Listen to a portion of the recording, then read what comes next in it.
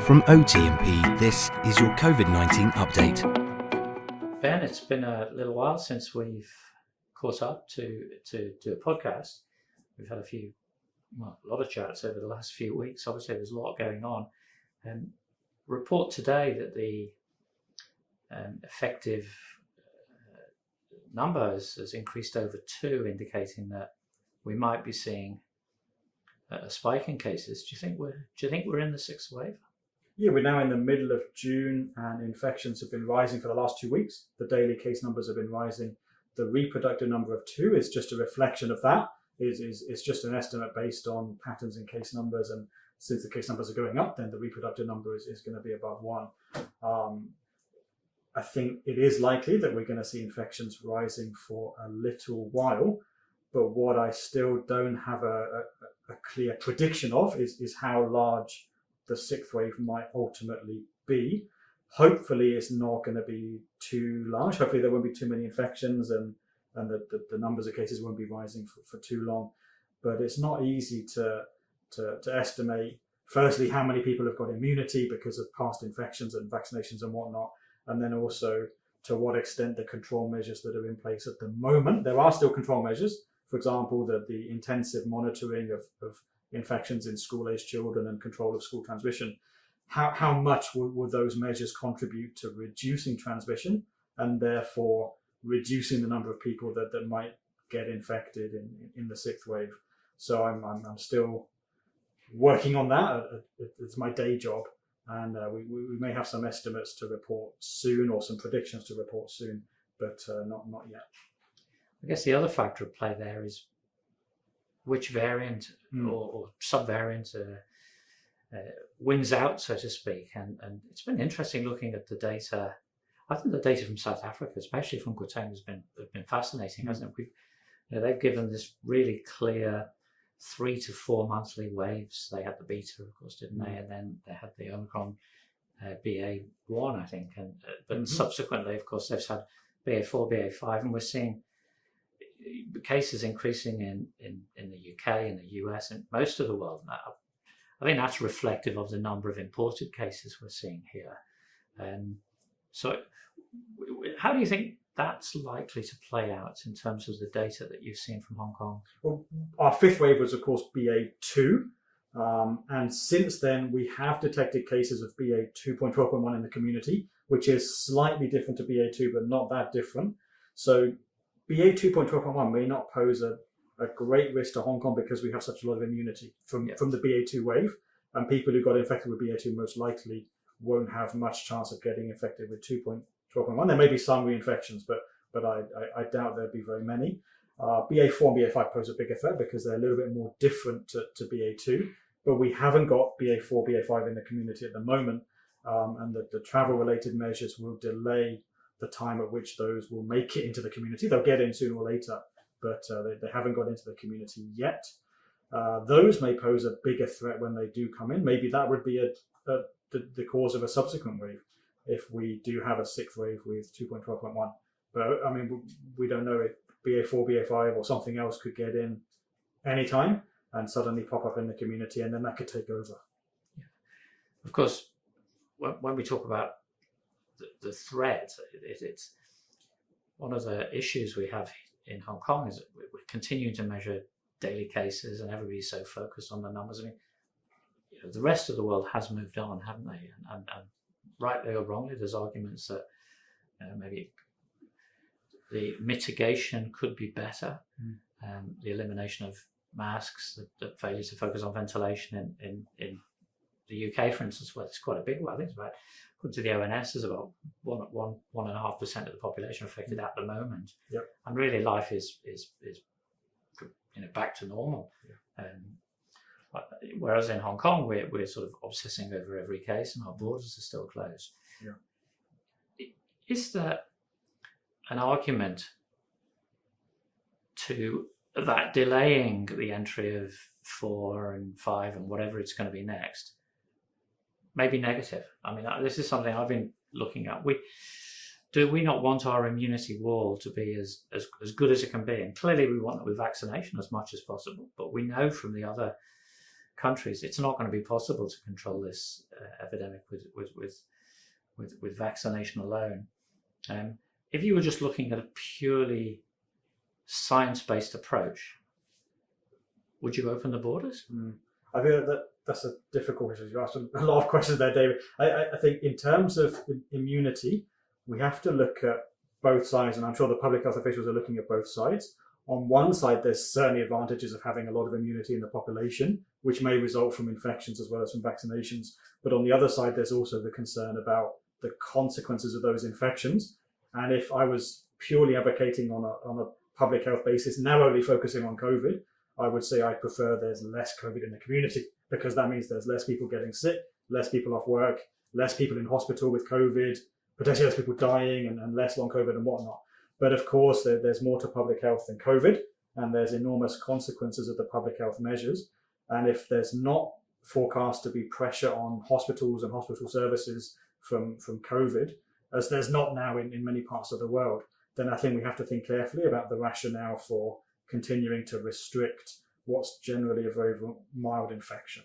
But I have to be careful that I am a public health expert, and my preference would be not to have COVID, would be not to have other infections, and to have everybody as healthy as possible all the time. But in reality, the government has to find a balance. And I think at the early stage of the pandemic, it was important to stop transmission as much as possible. Now we have vaccines and also effective antiviral drugs. I think we have to find a balance where we're not focusing solely on the threat posed by COVID, and thinking about the balance of public health measures and hopefully aiming to get back to normal. If I can go back to one of the other things you said just a moment ago, one of my concerns throughout the last 2.5 years now is about situational awareness. So we want to know what's going on. Are the numbers of infections going up or down? And what really is the level of infection in the community? You mentioned the Owens survey in the UK saying that at this point in time, 1% of the population are suffering from an infection. And that, of course, an infection may take a week or two to clear. So that 1% is reflective of the prevalence at this point in time. We don't really have comparable surveillance data for Hong Kong. And one of the problems that we've faced since the beginning is changing case definitions, changing reporting approaches, changing availability of tests. And so while the case numbers have been going up in the last 2 weeks, I'm still trying to assess and trying to judge to what extent there might be more infections than we know about. That's almost certainly the case. But what's the ratio of that? In the past, I think a year ago, we'd estimated there were 3 or 4 infections for every confirmed case. I think in the 5th wave, it may have been similar, maybe less than that, because there was a lot of use of rapid tests. Now, I don't have a good handle on what's the ratio of undetected cases to confirmed cases, 3 to 1, 4 to 1, 5 to 1, or something else. And I think that's changing. And what that means is we have trouble with situational awareness because we don't have this stable data source of the level of infections in the community. We do have reports at the moment on the daily press conference of the number of people in hospital with COVID, but I think we also have to be careful in interpreting that, because not all those people will be in hospital because of COVID. If all people admitted to hospital for surgery, for treatments of other kinds, if they're all tested for COVID, of course there's going to be some infections among those people, and that's not the reason why they're in hospital. So what we really want to know is what's the level of severe disease in the community, and if there's an indication that that's rising, and particularly if there's an indication it could rise to a level that we have trouble coping with, that's when I think it would be justified to think about a little bit more of a public health response. But that may not happen in the 6th wave at all. In other parts of the world, it hasn't happened recently. We saw that internationally, didn't we, with COVID, that the number of cases relative of people being in hospital with COVID rather than because of COVID increased significantly, because it is highly infectious and at least in a vaccinated population or an immune population, a milder disease. And the other factor you mentioned for sure, one of the issues in Hong Kong has been the way in which the public health regulations almost discourage the collection of data. I know within our own population group, when we talk to patients about infections, it's actually quite unusual to come across somebody who has reported their data because there was an active disincentive. And I think recently that, the recent response I thought was really unfortunate, to move away from rapid tests and away from accepting clinical infections. I regularly see children or adults who've had 2 vaccinations and they've had an infection, and they don't really need that 3rd dose, but they can't get it unless they need it for the vaccine pass. They need it for the vaccine pass, and so they have to get it even though they don't need it. And so we've got all these sort of disincentives to ideal behaviour going on, including the collection of data. And of course that is going to help us, hinder us rather. And I think we're probably going to have to move towards hospital-based severe data, but maybe that's the way we should be going anyway, because frankly, case numbers, do they really matter? Right. No, but I agree with you, but we don't have that, right? We don't have a report that I'm aware of how many people are admitted to hospital because they've got more serious COVID. Yes. There's a report. There's a small number of people in intensive care at the moment with COVID. Even for those, I mean, we can't be 100% sure that the reason they're in intensive care is because of COVID. And you mentioned again that the statistic in the UK, 1% of the population has COVID. In the UK, that would imply that among hospitalised people going to the hospital today, 1% of them would test positive if tested, and some people in intensive care for other reasons, post-surgical intensive care or whatever.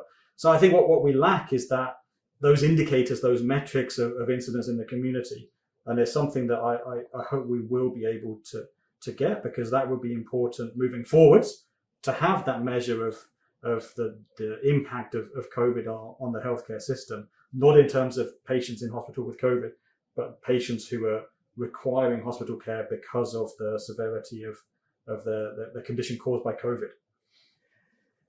In terms of effectiveness of vaccination, you've been doing some research recently, haven't you? And one of the papers that really had an international impact coming out of Hong Kong was showing that Sinovac vaccine is really a very effective vaccine for severe disease, providing you have 3 doses. I think one of the misconceptions about Sinovac is that it's not a good vaccine. It's an excellent vaccine, but you need 3 doses. Is that a fair assessment? I think particularly for older people. So when we think about how well vaccines work, I like to think of the 2 maybe barrier, the 2 lines of defense. So you've got your outer line of defense, which is stopping you from even getting infected. And vaccines can do that to some extent, some better than others. And I'll come back to that in a minute.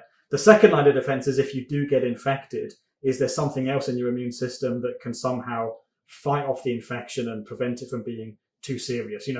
Make it that it's more like a cold than a real, like a serious flu-like illness, or that you need to go to hospital. And so what we've shown in Hong Kong is particularly the latter, for the prevention of severe disease. Both vaccines do a very good job. The BioNTech vaccine and the Sinovac vaccine do a very good job. In older people, the 3rd dose of Sinovac is important. If you don't have that, if you only have the 2nd dose, is maybe in the 80s, the protection against severe disease. But if you can get the 3rd dose, it takes it up to the high 90s. And for BioNTech, it's already in the high 90s after the 2nd dose. And the 3rd dose takes it even higher than that. For younger people, two doses is already pretty good. And I wouldn't discourage anyone from getting a 3rd dose. I mean, it's the recommended thing. But I don't think you need to rush to get it quickly. In due course, there will be a lot of people getting 4th doses, particularly older people have already got their 4th dose in some cases. And I think for younger people, eventually there will be a revaccination campaign. The other thing we've been looking at just very recently is how well vaccines can stop infections with Omicron. And there's been a lot of discussion overseas about maybe vaccines don't work that well in preventing Omicron infections because the virus is too different. So you may still get infected, but it won't be so serious if you've been vaccinated. What we're finding in Hong Kong is actually vaccines can stop Omicron infections, but only if you've had a dose recently, either the 2nd dose recently, if you're getting the 2nd dose recently, or the 3rd dose recently, if you had your 2nd dose some time ago. Within maybe 2 to 3 months of that most recent dose, whether it's the 2nd or the 3rd, actually you have a reasonable level of protection against Omicron infection. And that seems to be the case, whether it's BioNTech vaccine or the Sinovac vaccine. I'm not sure exactly why, because neither of those vaccines generate very high levels of antibodies against Omicron, and that's usually the marker that we look at for protection. I have a suspicion there's some other immune components that we're not measuring, which play a role in that protection. But what that means is, in the short term, if you can get a dose just before an epidemic, you can have a pretty reasonable level of 50%, 60% protection against infection in that epidemic. And I think that was the case for a lot of people in our fifth wave in Hong Kong, if they just recently had their third dose, or maybe if they only got vaccinated late and they just had their second dose. Many of them may have avoided infection, but that protection doesn't last. It wears off. The protection against severe disease, that second line of defense, that's long lasting. So that's good news, because it means that you didn't necessarily have to keep getting vaccinated again and again. Once you've had your 2 or 3 doses, you should be set for quite some time with a very low risk of severe disease. But if you have a need or a desire to avoid infection for whatever reason, then having a booster dose could help to do that. But I'm not sure that we'll see too many people getting vaccinated 3-4 times a year, which is what I think you would need to do to really minimize your risk of infection through a long period of time. And I have a question about whether that would even work, because we've only studied third doses and fourth doses. We haven't studied what happens to people who get vaccinated like every 3 months. So that may not even work as well as we imagine. And one of my long-standing research questions for influenza before COVID, and now for COVID as well, is what would be the optimal timing of vaccination? Should it be every year? For COVID, should it be every 6 months? Should it be more or less frequently? Because there's advantages and disadvantages. And with COVID, you know that the vaccine we're using hasn't been updated with Omicron. It's still the original virus. It wasn't updated with Alpha, Beta, Gamma, or Delta, and it hasn't yet been updated with Omicron. Now there are some developments with companies testing Omicron BA1 vaccines, but that's of course out of date, because we've had BA2 and now we've got BA2.12.1, BA4, BA5. So even if we can get an Omicron BA1 vaccine later this year, it will be better than the vaccine we're currently using, but it's still not quite up to date. And maybe by later this year, there'll be another variant anyway. So we have the same problem with flu, that the virus keeps changing faster than the vaccine can keep up with. And we're always a little bit behind. And there's a lot of people, there's an entire group of scientists who are trying to work out ways to keep up better with circulating viruses. It's not easy because of the production cycle and so on.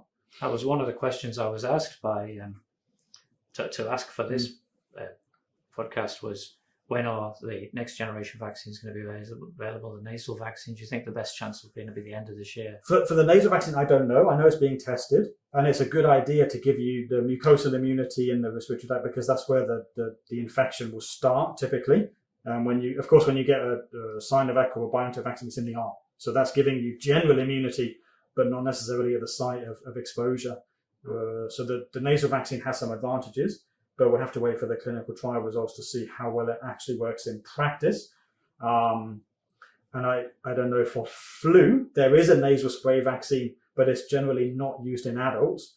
And the theory about why it doesn't work that well in adults is because with the immunity that adults already have from their previous infections and vaccinations, the nasal spray just doesn't stimulate much of a response anymore, that the body's not that interested in it, because it's already got some level of immunity anyway. But the nasal spray vaccine works very well in kids. So perhaps with COVID, we'll find the nasal spray works well initially because people don't have that much immunity to COVID. We've only had, a few vaccines and maybe an infection. But as time goes on, it might start not working as well because of that. Going back to the point that you made about transmission, it's interesting how we see so many shifts. Early on, the whole focus was on reducing transmission and the effectiveness of the vaccines for alpha in reducing transmission.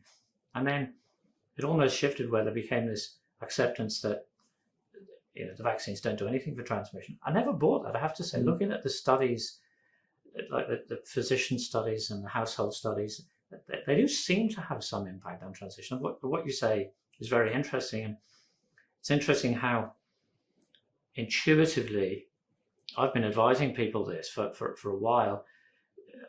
my patients who are in Hong Kong, and we have lots of people who are traveling over this summer, whether it's to Europe or to the States, and I've effectively been saying to people, wait till 2 weeks before you go and have your booster, because you're much more likely to be exposed to COVID in your travels. And a few questions actually I got when I asked for people if they had any questions for you today were around that. What do I do? Should I have a vaccine before I go? How can I reduce my risks when I travel? Should I wear a mask on an aeroplane? Should I wear a mask when I'm traveling? I know that's a whole group of questions, but maybe it sounds like the evidence would support if you're due for your third shot and you haven't had it and you're thinking, do I have it or don't I have it just before you go into a high exposure environment. That makes sense, because that might reduce transmission. Makes a lot of sense. What I would say though, is in the public health sense, I'm not sure that we can use third doses and fourth doses as a transmission limiting strategy, because it's only a transient effect, unless you're expecting everybody to keep getting vaccinated every 3 or 4 months, which I don't think is feasible. But on a personal level, if you have an expectation that you're going into a higher exposure environment, for example, traveling overseas, or because you don't want to get infected when you're overseas because of the problems coming back, that would be an ideal time actually to get a booster dose before that. But because there is evidence that it will reduce your risk of getting infected. And then the other area of that is masks. This is another sort of area of your expertise, isn't it, Ben? And I don't know how you think about this. A very simple idea, but in broadly the West, and particularly in the US, we had this, what frankly to me was always a crazy fight against, an effective mitigation, which, what's the big deal about wearing masks? And it became so politicized. I think at the other side of the spectrum, in Hong Kong, I wrote something recently in response to a question about, are we going to be wearing healthcare? Are we going to be wearing masks in the healthcare environment forever? To which my answer is, I really hope we're not, because my personal experience is it interferes with the consultation process, and I just don't like wearing masks. So we've got this. So this is not. I'm not an anti-masker, not in the slightest. I think in Hong Kong we maybe don't look at the evidence, and we sort of have this assumption that they're 100% effective, and they're not, are they? I mean, they mitigate and they reduce risk, but what sort of risk am I going to get if I wear a mask? Let's say in a high risk, let's do Japan, the 3 Cs. Yeah. Okay, very effective. Versus outdoor playing sport. Crazy. So I think, could you give us a summary? I think there's 2 important aspects to think about with masks. One is that for an individual, when they wear the mask, if it's a well-fitting surgical mask, it's going to reduce their risk of getting infected. It's not going to totally protect them. It's not going to make them invincible, but it's definitely going to reduce the risk. But if you still wear a mask and you go into a crowded bar in Lan Kwai Fong, for example, at night, and there's cases there, and you're wearing a mask, you still have a chance to get infected, I'm afraid. It's not 100%, but it will reduce the risk. The other aspect, though, to think about is what's the consequence of mask-wearing policies on transmission as a whole.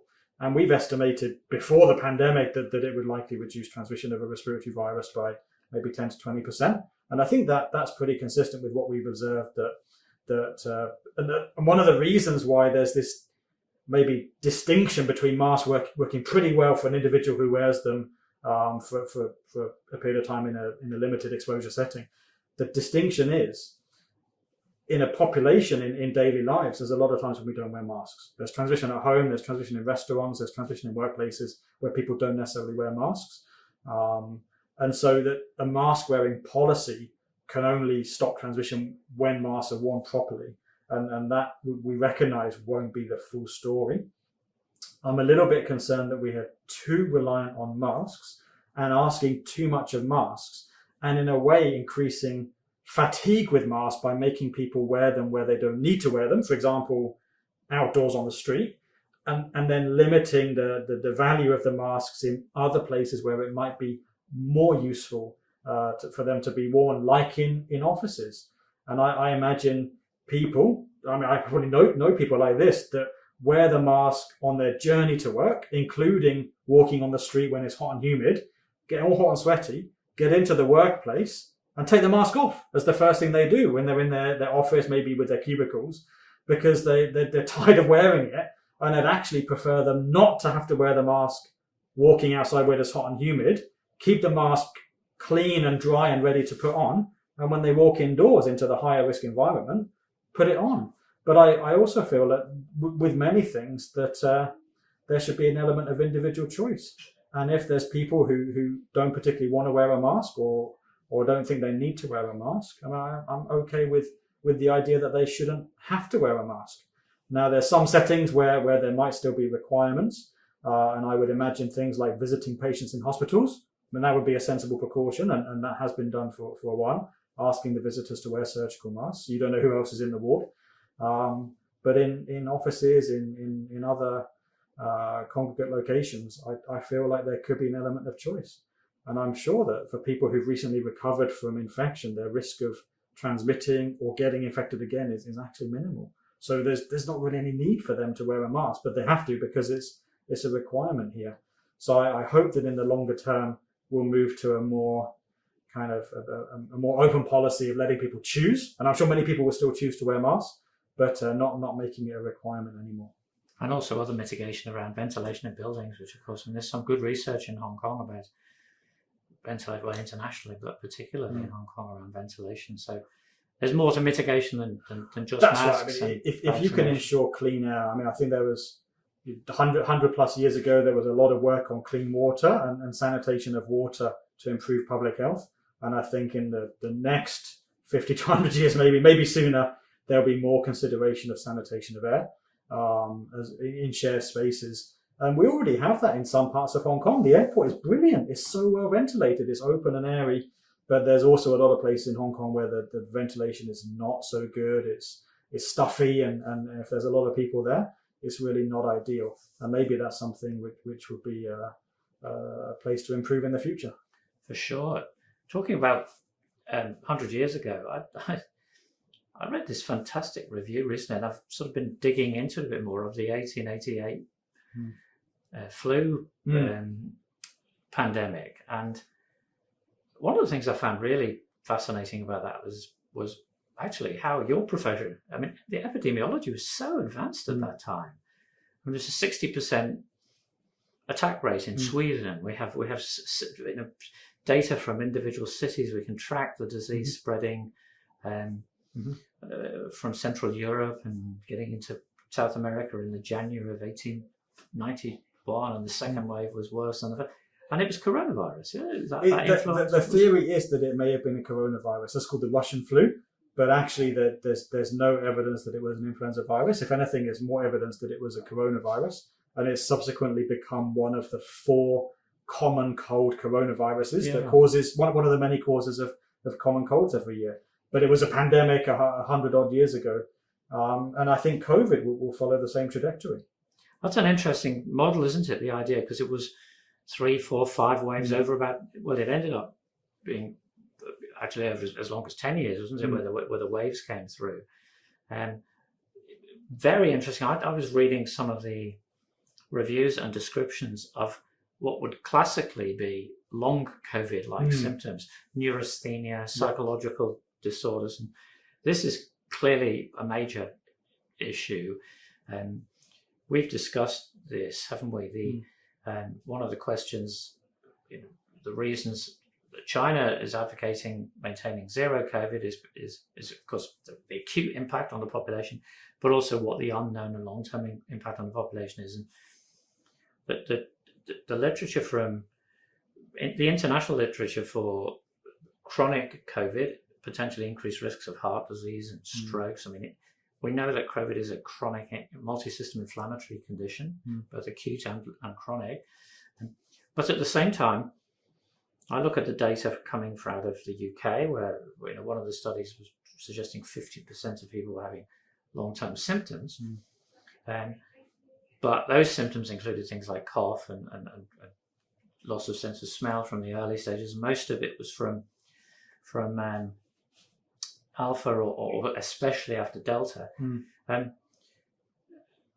I've been actively looking for long COVID, and I'm just not seeing it. And my partners and I have been discussing this. We had a meeting today actually about it specifically. Have you got any literature in Hong Kong? I mean, I'm absolutely not downplaying the importance of COVID both in the short term and long term. But one of my questions is whether either because of the immunity that we had in the population because of vaccination or because of something inherent to Omicron or other reasons, whether we are actually looking at something different that's happening in our population. Have you any thoughts on that? Oh, so I don't know. We've heard the incidence of long COVID could be, I don't know, 50%, but definitely 10 to 20%. But different studies have different ways of measuring it and different ways of estimating it. We had more than 1 million confirmed cases in our fifth wave, and I'm not aware of a lot of reports of long COVID. I'm sure it's there. I'm sure there are people in Hong Kong who've got long COVID of all the different kinds as well. And I think I heard a breakdown of long COVID into different kind of categories. One was the post-viral syndrome that happens with a lot of different viral infections. You get longer term fatigue and so on. And there's a second category is the results of the organ damage for people who had more serious COVID. Maybe their lungs got clogged up or whatever, and it takes quite some time for that to heal. And so that's a long-term consequence of the original infection. And then another type is the more persistent symptoms that maybe never quite go away, like the loss of smell or whatever. But I don't know. I know plenty of people in Hong Kong who had COVID in the fifth wave, and I'm not aware of any of them having kind of more serious long-term consequences. In the UK, I also know people who've had COVID, and I know a couple with long COVID, but I have trouble getting a handle on exactly how common it is. And I don't want to downplay it because I know there's people who are dealing with it, and I'm sure it's a serious issue, but maybe it's not the frequency is not as high as we feared. I mean, of course, what we don't know at the moment is how the excess mortality data is going to play out. There's these studies looking at it. There's many case reports, and I know I've spoken to my own son about it. Seeing young people with strokes, with increased incidence of heart disease, with sudden death. But there's lots of MRI scan reports showing that there's brain changes in terms of it's a prothrombotic chronic inflammatory condition that causes thrombosis, causes blood clots, and increases the risk of some of these more serious conditions. And whether we'll see that in the long-term data, that's going to take time. I guess you'll be looking at that data. It'll be a year or 2 years before you'll get that. It'll be a couple of years away, and it's not always easy to interpret the death data at the population level because you don't know what was underlying it. We've got the 2020 data already, and we can see there's an excess of cardiovascular deaths in 2020 in Hong Kong. And of course, there was not much COVID about in 2020. This is not COVID-related cardiovascular events. We think that it's because of avoidance of care for people with maybe symptoms or maybe people with heart conditions. For whatever reason, they avoided going to see the doctor or they couldn't get the care that they needed. And unfortunately, there was an increase in mortality.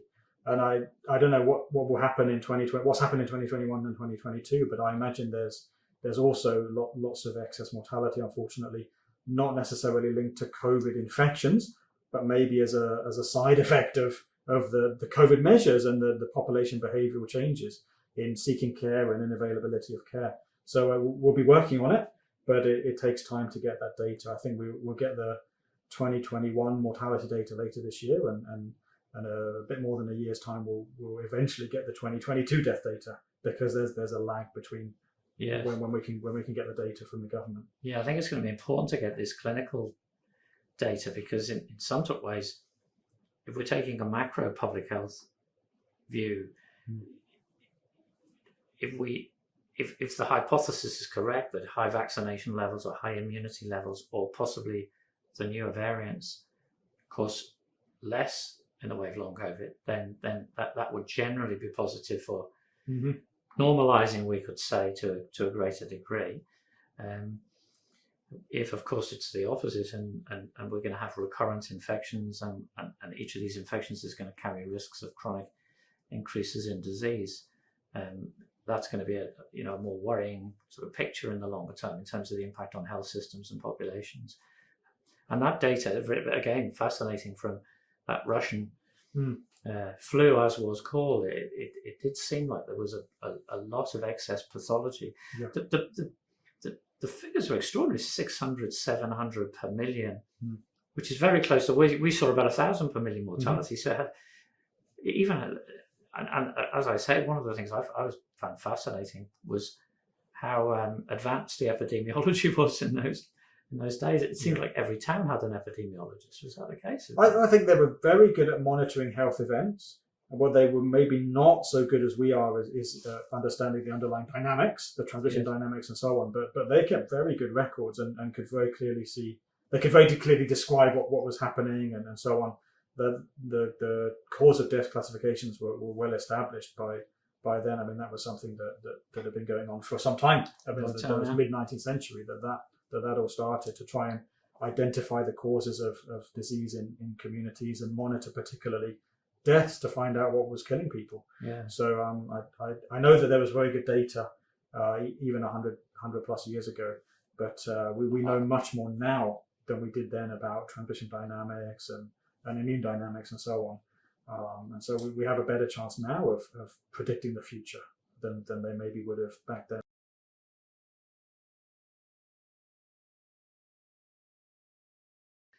And a few questions to ask on behalf of the contributors.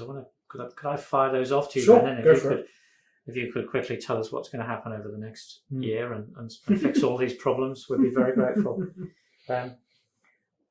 So, first question was, when viruses evolve, do they generally weaken over time? So not necessarily. I think that the main concern for viruses is to be able to survive, and that means they need to be able to transmit and reproduce. But what happens in host populations is an adaptation to live with the virus, you could say. And so typically that means immunity increases and maybe the impact of the virus decreases. And you get to a point where the virus doesn't cause as much disease as it used to in an immune population, but is still able to transmit, maybe by evolving to get around immunity to some extent. So what we could find in maybe 5 years' time is that COVID is typically a very mild infection in most people. But if it was able to get into an isolated community in the Amazon jungle who've never had it before, it could cause a lot of damage. It could cause really serious disease. And I think that would be the pattern that we recognize with other respiratory viruses, other common cold viruses, that for us, they're typically very, very mild. But that's because we've got immunity to them. We've had immunity since we were exposed as children, when our immunity was very, very strong against respiratory viruses. So that's the pattern that we can expect with COVID. Whether or not individual variants would be more or less transmissible, more or less severe, it is difficult to predict. But the general long-term trajectory is that viruses will be able to continue to spread by evolving to escape immunity, and the immunity that they can't escape is the immunity against severe disease that we have from vaccinations and infections. That means infections on average become milder and milder in people with that immunity. Yeah, I was always taught as a medical student that viruses attenuate, but even when you think about it intuitively, viruses really are, the evolutionary pressure is to be able to travel, isn't it? It's to be able to transmit. And once you've transmitted and you've reproduced within your host, you've done your job. So there's no real evolutionary disadvantage to a virus causing more severe disease, so to speak. So I think that's probably just as you say, the immunity within the population has a tendency to build, and so the effect is that they attenuate, but that's right. But it doesn't invariably mean that they're going to. We could still have a bad one coming. That's right. I think we can use flu as an example, where from year to year, flu causes mostly mild symptoms in most people, but there is a group of people who get flu and it's more serious and they end up in hospital. Yeah. And some years it's worse than others. What can we do to repair the harm that this pandemic has caused for children? I think it's really tough, because I think in the first 2 years of the pandemic, schools were either closed or only operating with limited hours and limited capacity for most of that time, actually.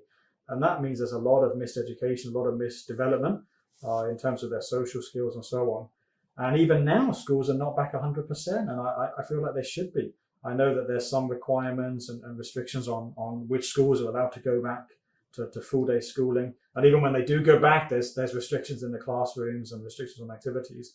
But I feel like it would be ideal if schools could go back to normal sooner. But having said that, the control measures in place in schools at the moment are limiting transmission. That's very clear from the daily statistics. So if you're just advocating on public health grounds from COVID, if you're just advocating for related to COVID and public health, then you would prefer to see transmission controlled in schools. But there's more to public health than COVID, and getting schools back to normal, I think, would help a lot of children who don't necessarily need to be so worried about COVID. I totally agree. I mean, health is not the opposite of disease. Health is a positive construct, and kids should be out laughing, playing, jumping, and falling over things and occasionally hurting themselves. And actually, I have to say, bringing up children in a culture of fear is not a healthy view in my view. I think we've got a lot to learn from this process. What's the future of the vaccine pass? Should we rip it up? Well, I don't know. I did already advocate for an end to the vaccine pass. I think most other parts of the world have, if they have used them, they've put an end to them when the vaccine coverage has reached a high enough level. But in Hong Kong, there's no sign of an end to that. And I think the Minister for Health, Professor Sophia Chan, said that one of the reasons she'd like to keep the vaccine pass in place is to reward the people who only got vaccinated to comply with the terms of the vaccine pass. And if that's the case, then maybe the vaccine pass wouldn't end for some time, to ensure that those people are rewarded. But the opposite of that is, of course, that the people who for whatever reason didn't want to get vaccinated, including people who got 2 doses and an infection and are not recommended to get their 3rd dose, but maybe didn't report the infection to the government, those people may not be able to access public facilities and government offices and hospitals and restaurants and so on because of the vaccine pass restrictions. So I hope that there will be a timeline to end the need for a vaccine pass, but I'm not sure. One question was comparing data between Hong Kong and Singapore. In many ways, the two cities are similar. Are the lessons we can learn from comparing the two sets of data? In particular, Hong Kong appeared to have a high mortality rate, and in particular, it seems like a high mortality rate in the younger population. Are there reasons we can find from comparing that data? Yeah, it's a good question. In absolute terms, the number of severe cases in children in Hong Kong is still very low. The majority of severe cases were in older people, and the majority of deaths were in older people. But there were some notable cases of severe COVID in younger children, and even some deaths. I remember at the beginning of the 5th wave, there were a handful of deaths in younger children. And strangely, that hasn't been reported in Singapore. I'm not sure why, because I don't think that the vaccine uptake in younger children had reached a high level. I think they vaccinated down to age 5, but at the time when they had infections in the community, that the vaccine coverage was not particularly high in that group. So it's a little bit of a mystery.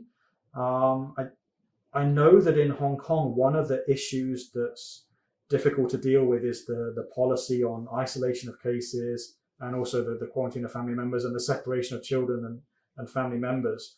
And that has led in some cases to delayed seeking of medical care. And I don't know whether that played a role in any of the severe COVID cases in children in Hong Kong. I would have a hypothesis that in some of them it may have. In Singapore, in contrast, if there's very rapid seeking of medical care for children who have more serious symptoms, without the fear of them being separated from their family members and the other family members and other children being sent to quarantine as well, then I think that may be a factor. But there's notable differences in the impact of COVID, not only between Hong Kong and Singapore, but also other parts of Asia. Japan's managed to keep their mortality rate very low, despite not really controlling COVID that well. They had a lot of ups and downs in the COVID numbers, but they haven't had too many deaths, I would say. And then other parts of Asia, I think Australia and New Zealand did very, very well in the first 2 years, but then they're now struggling in Australia with not only a large number of COVID cases, but also a large number flu cases. So they lifted their public health measures in their autumn, which is now turning into their winter because they're in the southern hemisphere. And that they got a lot of flu all of a sudden, and also they've got their exit waves with COVID. And so the hospitals are under extreme pressure. And I think if they could think about it a bit more, that they might think again about when to relax the measures and maybe not relaxing the measures in the autumn and then the winter, because that's when you're already expecting pressure from flu and other respiratory viruses. And you maybe don't want to deal with a COVID exit wave at the same time. Yeah, the other group in comparison, Hong Kong and Singapore, I think is the elderly as well, isn't it? And I have to say, I'm surprised there hasn't been more discussion about this, because it looks to me like significant numbers of those deaths were not directly caused by COVID, almost certainly a result of the hospital system being overloaded, whether that was dehydration, whether it was asphyxiation. We saw the photographs of the hospitals when it got crowded at that time. So will there be an analysis of the mortality rate of Hong Kong, Singapore, as far as you know? Is this something that the governments are looking at? I would have thought so. And remember, in Singapore, the vaccine uptake in older people is very, very high, including with third doses. And so they've avoided the problem that we have in Hong Kong with vaccine hesitancy, which has a lot of different causes. I still feel like the overall strategy is one of the factors contributing to vaccine hesitancy, where if the government was to reassure people that the government will protect them from getting COVID, then I can understand why some people would choose not to get vaccinated, because they're trusting the government to protect them from getting COVID. And in Singapore, the government explicitly said they would not do that. The government explicitly said they would not protect people from getting COVID. They will transition away from zero COVID, and they will have COVID in the community. And older people, younger people, everyone should expect to get infected at some point, and they should get vaccinated to reduce that risk. And in Singapore, they did use a vaccine pass. They did use other measures to increase vaccine uptake in the elderly. They thought of a lot of strategies to get that to work, and I think they did a pretty good job. I mean, they have very high vaccine coverage and still very few severe COVID cases cumulatively, which is quite different to Hong Kong, of course. Yeah, I guess that's for sure that's the case, and maybe I'm being overly simplistic about it here, but in my own mind, I see this as, we had an excess of deaths because we didn't vaccinate the vulnerable, but we also had another excess of deaths because the hospital system crashed. And those are two different policy issues, so to speak, to learn for the future. Is Ben ever invited to participate in policy consultations? Yeah, I'm a member of advisory committees for the government. I'm a member of the Joint Scientific Committee on vaccines and emerging infectious diseases. And I make my point in those meetings.